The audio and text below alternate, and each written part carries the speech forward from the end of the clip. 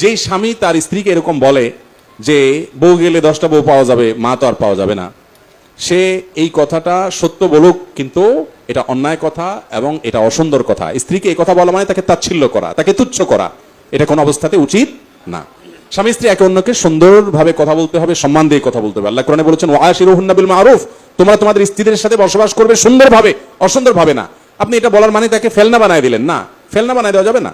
আপনি আসলে ওই বেচারিকে একটু তুচ্ছ করতে চাচ্ছেন, খাটো করতে চাচ্ছেন, নিচু করতে চাচ্ছেন। মাকে মর্যাদা দিতে গেলে স্ত্রীকে কেন ছোট করতে হবে? আমি প্রায় সময় বলি, ভাই মা এবং স্ত্রী এই উভয়ের মধ্যে সমন্বয় করতে একটু মাথায় বুদ্ধিশুদ্ধি লাগবে, বুদ্ধিশুদ্ধি লাগবে।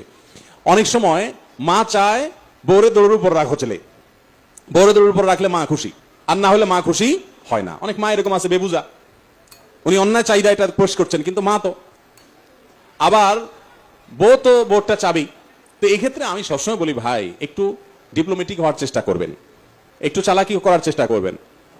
বউয়ের কাছে এসে বলবেন, দেখো আমার তো মা, কিচ্ছু তো বলার নাই, উনি যা বলে কষ্ট করে একটু সবর করতে হবে, কয়দিন আল্লাহ তার হায়াত রাখছে, আর তুমি একসময় মা হবে। মা তো আমি কিছু বলতে পারি না, উনি অন্যায় করতেছেন, অন্যায় বলতেছেন, আমি দেখতেছি, কিন্তু কিছু করতে পারতেছি না। বউয়ের সাথে যদি একটু নরম হয়ে এভাবে বুঝাই টুজায় বলেন, তো বউ আপনাকে বলবে যে আমার স্বামী বেচারা, মানুষটা ভালো কিন্তু বেকুব, একটু সোজা সরল, সিম্পেথি দেখাবে, জেদ দেখাবে না। কিন্তু আবার মার কাছে যায় বলবেন কি,